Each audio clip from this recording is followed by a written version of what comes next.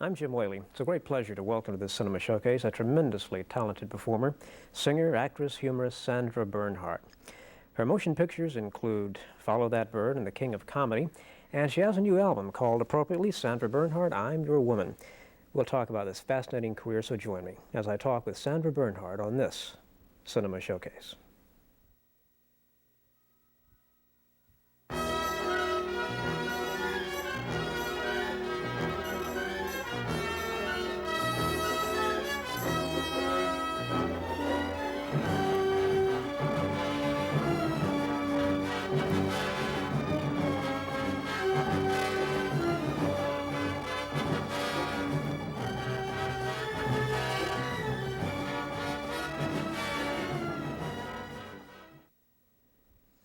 Thank you for joining Cinema Showcase, and join me on welcoming Sandra Bernhard. Sandra, it's very good to see you. Nice to be here.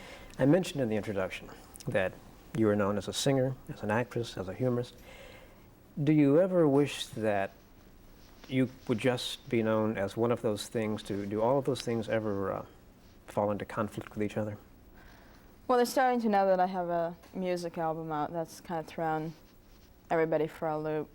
But slowly, as they're listening to it, they're, understanding that I can sing too. I'm sorry, I can do more than one thing well. Forgive me. I didn't mean to. I really didn't. It just happened. It just happened that way. That's right. This, your album on Polygram, which I want to show the cover here, called I'm Your Woman. I'm Your Woman. Is a fascinating album, and one of the things that intrigued me most about it is that you cannot pigeonhole the music on the album. Some of it is slow, ballad style, some of it's rock. Now, I assume this was not accidental. It wasn't. I think the important thing about the album was that it reflected me and my personality and my viewpoint and my emotions. And that just took on a few different shades musically. All right, now, I would say roughly half the material on the album shares a writing credit by yourself. When you're writing a song, this is a convoluted question, what is the most difficult phase of it? Do the lyrics just, is it one of those inspirational things, or Well, or fortunately, I had a real good friend of mine who turned out to be a terrific co-writer, a friend of mine named Rick Maslow, who really picked up the slack when I couldn't formulate the lyrics, which is very difficult. It's much different than writing poetry or free-form prose. And where I didn't know how to do it, he did. So he really took my feelings and really, and his feelings were close to mine, so he really did a terrific job along with me. So overall, you would say songwriting is easy or difficult? Difficult. Out of all the writing I've done, because I've co-written a film and of course my act, it's much easier to do that. You're talking about dialogue and something that you don't have to stop yourself and put into some kind of form. Yeah. I'm not good at that. All right, now, so the fans that you have as a humorist will not be disappointed. I should tell them that the album is also interspersed with quite a bit of humor between the songs, and this, I think, adds a wonderful bit of spice also to the album. Thank you. I don't know if you can really do any of it on the air or not, but I've got to tell you, one of my favorites has to be the trip to the airport. Right, that's everybody's favorite. That is marvelous. And it's so true. I mean, you find yourself in these paranoid. Could you do just a bit of that to let them know what we're talking about? Well, it's basically a piece about fantasizing about on your way to the airport if somebody's plane crashing, and what you'll have to encounter once you find out that it's true. God forbid. And it's just done very funny. Yeah. All the classic things. When you, now let me ask you about this, because for a long time now you have had to sort of fight the image that you're a stand-up comic, because you're not really a stand-up comic. Right. How difficult has it been to shake that image? Well, I think people still like to use that title because it's something that, they're familiar with. Because a lot of people really haven't seen me live either, so they don't know exactly what I do. And they know that I'm funny, so they assume that when I perform live, it's like jokes. Although even when I'm like on David Letterman, I don't tell jokes. It's more situations, and I deal with the immediate. I'll make something, funny out of whatever's happening there. So I guess, it takes time to get people to think the way you want them to think. And then when they think that way, you don't like it anymore. I mean, we're never happy with our image, are we? What's the difference to you between a humorist and a stand-up comic? A lot of people may be confused on the finer points of that. Well, to me, stand-up comedy refers to somebody who does jokes, who does shtick, who does predictable kinds of humor. Unpredictable subjects, and I don't, humorous is just an easier word to use because to me, it evokes more a feeling of warmth and emotion, which is really more about what I am than being just out there for laughs. Where do you get the best ideas for your humor? Now, you mentioned spontaneous situations. I remember talking to Neil Simon once and asking him the obvious question about that very thing. And he said, actually, he gets his best ideas for his plays while he's walking down the street observing people. Well, that definitely comes into play. I mean, I like to mimic people. I'm not like an impressionist, but I pick up little things and take them on as my own personal traits. People we wouldn't know, but just everyday. Yeah, people, everyday people, exactly. Unexpected people. They fascinate me. All right, suppose you're in a club, and you're hit with one of these spontaneous situations where you see somebody and you immediately can formulate, because as we know, you've got a very quick mind on this sort of thing. Can you formulate a more or less a routine like that? Right, that quickly? right. Well, I was just up at the Concord Hotel in the Catskills a couple of weeks ago. It was supposed to be a singles weekend with young singles, and I walked out and they weren't quite as young as anticipated. It was kind of the Shecky Green set. And I really took the situation and did some pretty outrageous stuff about being Jewish, and isn't it nice to perform for a Jewish audience and be a young Jewish girl and get this kind of support. Then I'd start making up these things like about this woman who had to get back to her room immediately because she was ODing on me, "Ma, get me back to my room, I'm plotting," just that whole. So it was one of those nights. What do you do? And I know this has faced anybody who has ever appeared before a live audience. What do you do when you have one of those people out there who is just not with you and they're just bent on heckling you? How do you deal with the heckler? Well, these days it's usually people who come because they know they'll get that kind of attention from me. Like when I taped my Cinemax special at the Bottom Line in New York, there was this kid who had come to see me before named Jay. And he knew my act. I mean, he knew some of my set bits, so he was saying them as I was saying them. And I finally said, "Look, you want people to understand you." I said, "But you're coming to me because I'm somebody who will understand you, but you're taking advantage of me, and you're really making things very difficult for me." So I played it on that level, I was punishing him, making him feel bad, but nothing stopped him.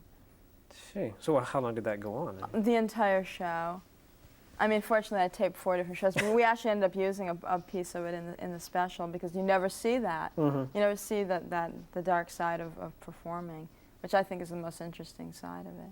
I still remember Katharine Hepburn's unique way of dealing with somebody in the audience who didn't like. I think they were taking pictures. You may have read about this during a performance of hers, whatever play it was, and somebody snapped a flashbulb, and she just stopped the performance and walked to the edge of the stage and said, "I want that person removed." And this was in the middle of some It's probably the play. West Side Waltz because I saw her in a matinee, and Dorothy Loudon came in at the wrong time on her violin cue, and they stopped the whole show.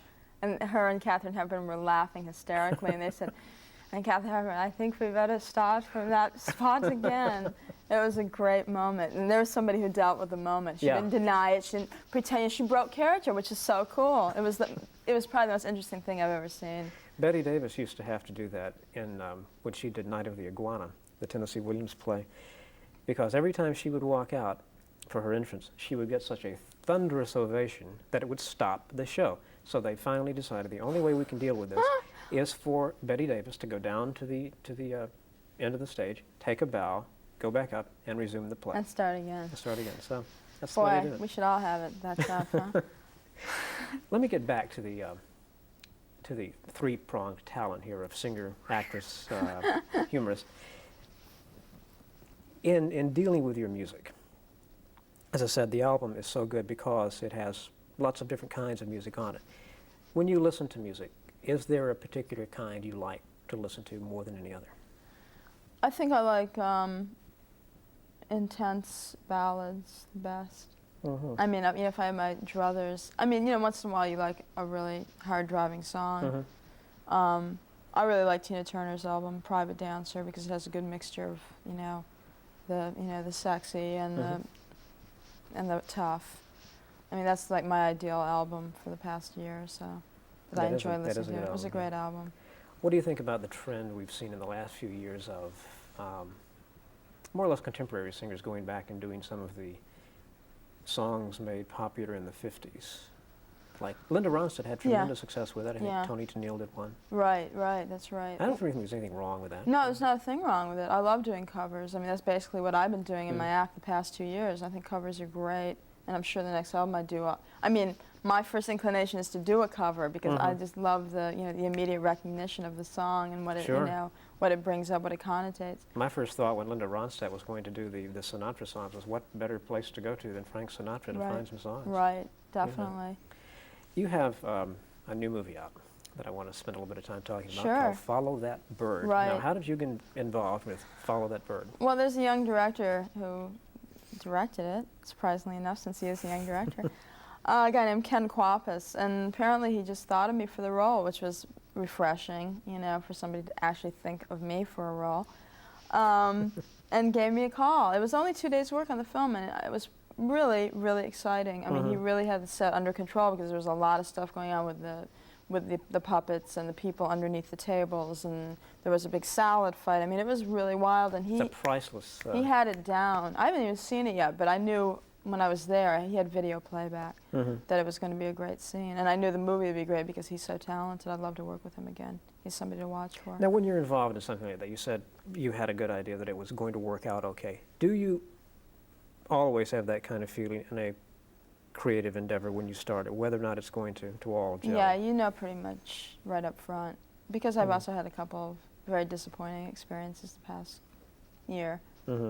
Projects that I started to get involved with that my instincts told me was going to be trouble, and then they were.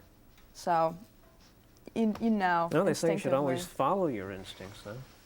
Well, sometimes you take chances, and you hope that things are going to work out, but then when they don't, you go, well, that's the way it is, and then on to the next thing. But it's a quirky business. Now, in Follow That Bird, you're obviously going to be appealing to a different audience, really, than probably has seen you before. You prepared for shall we say, the teeny bopper set? They're little teenies, teeny weeny boppers. Yeah, I love it. I love little kids. They're adorable. They have the purest instincts of all. That's true. And that's really refreshing. Somebody once said that if a child will genuinely laugh at something, that it's funny. It's funny. Yeah, it's true. It's true. Now, you have been involved in several of the films prior to Follow That Bird, probably the most notable of which was the Scorsese film King of Comedy that I mentioned in the intro. And this is a movie that's developed really kind of a cult following over the years. It wasn't all that popular when it came out. No. It didn't do well at the theaters because it got kind of a limited release. Why was that? Well, the film was late getting out.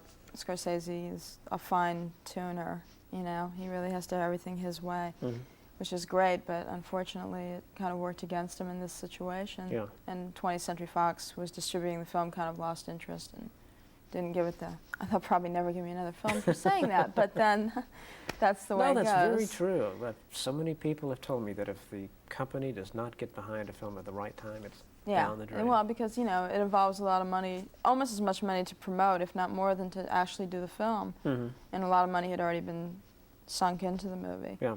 But then it's like one of those fluky things. I mean, it was on HBO and then syndicated television, and people really caught on. A lot of people rent. It's a very popular movie to rent. Yeah, and you won several awards for it, including the Just one National Film Critics Award, which was very nice.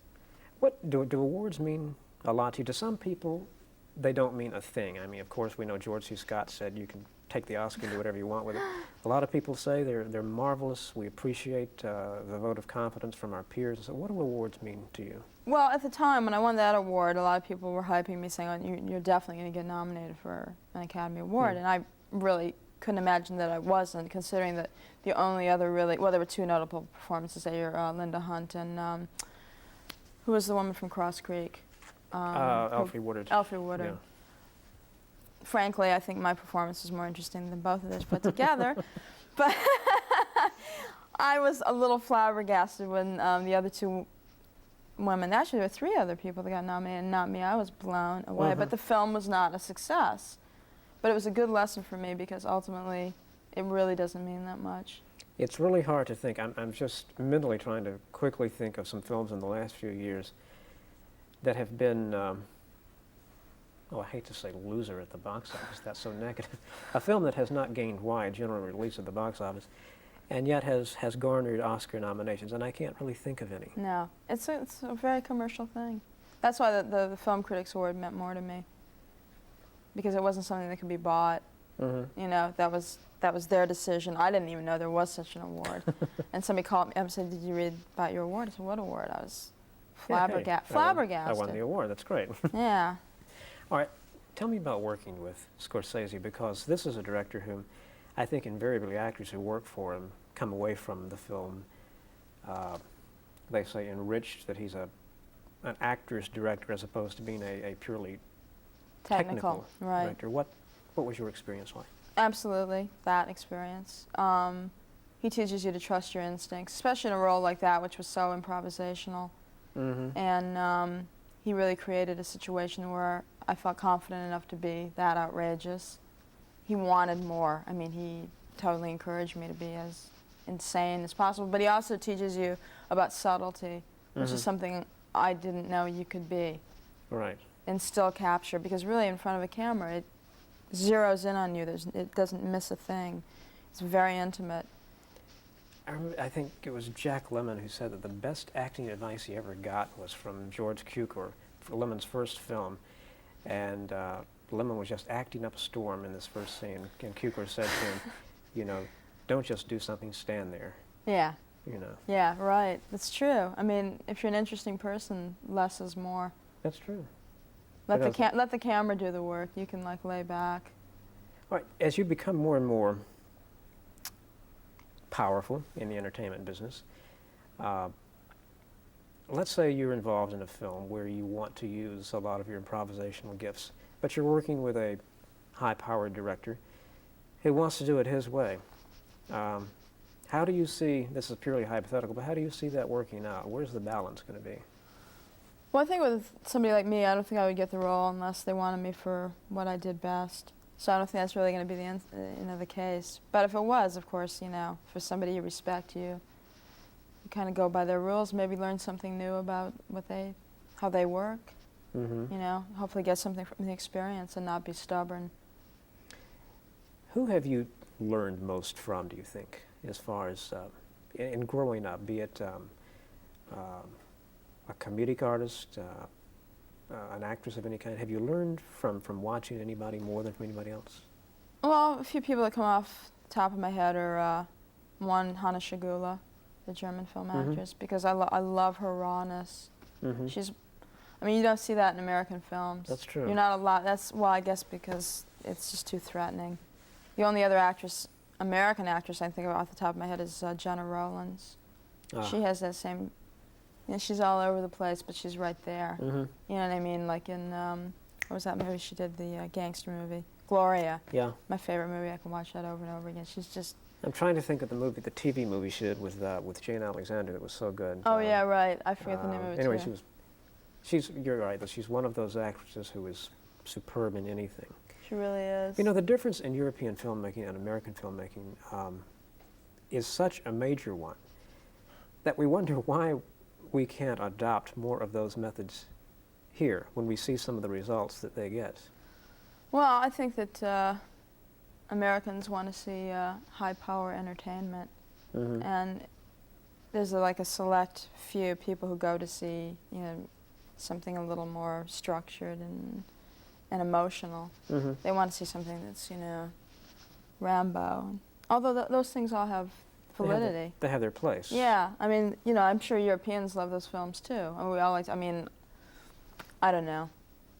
A good example of that, I don't know if you remember, last summer, during the height of all the summer high-tech movies, MGM released a small movie called Pope of Greenwich Village, right, which had brilliant acting and a magnificent performance by Geraldine Page.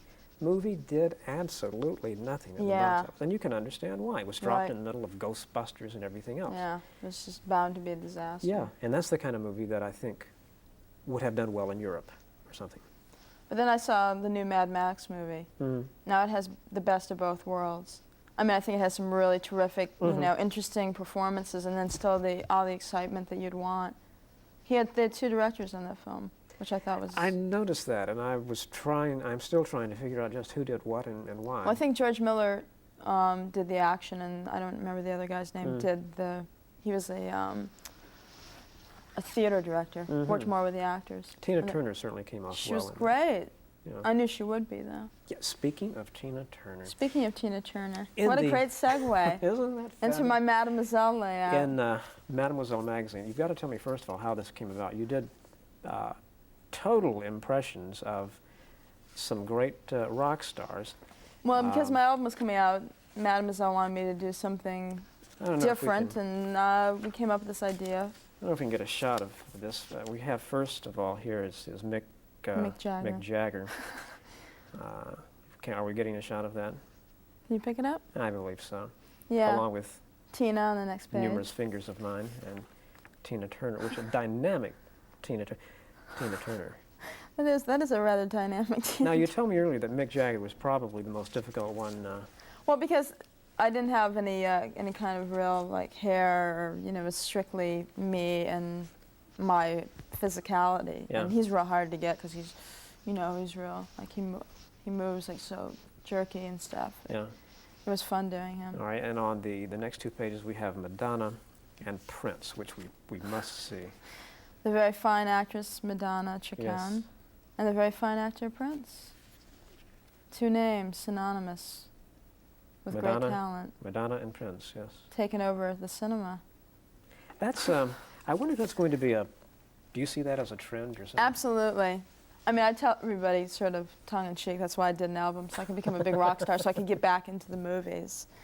That's what's also so interesting to me is that people say, well, how come you're singing now? And I said, well, why is it okay for Madonna to do a movie, but not okay for me to do a record? Exactly. It seems to be true for one and not you can make that transition into film, but not back, But it's a sort of snobbery, isn't it? It is a snobbery. There's some elan, if I can be so bold as to use that hideous word, from being a rock star to going into films. That's totally legitimate and accepted. But you're supposed to follow a certain pattern. I guess being an actress and doing an album is like taking a step backwards or something. But to me, it's a big thrill. Let me ask you this: what validity do you see in acting schools for anybody out there watching who wants to get into the business, whether they want to be a singer, whether they want to be a humorist, whether they want to be an actress? What should their first step be? Obviously, to be a humorist, I would think you would have to have an innate talent. You cannot learn to be a humorist. I don't think you can learn to do any of those things. I think that the closest thing you can learn to do is sing. There are of course, I've studied voice. You have to learn certain things about controlling your voice that do help. But I think if you have the raw talent, that's really what it's all about. You can study until the cows come home. Mm-hmm. But if you don't have the instincts, if they're not there, if you don't know how to be subtle, if you don't know when to be outrageous, nobody can teach you how to do that. Yeah, actually, the most they can do is refine what's already there. And I think by performing and by working, you learn how to refine it yourself anyways. So somebody watching in Scarsdale, should they just try to do as much work as they can and hope for the best? Or? Well, everybody approaches it their own way.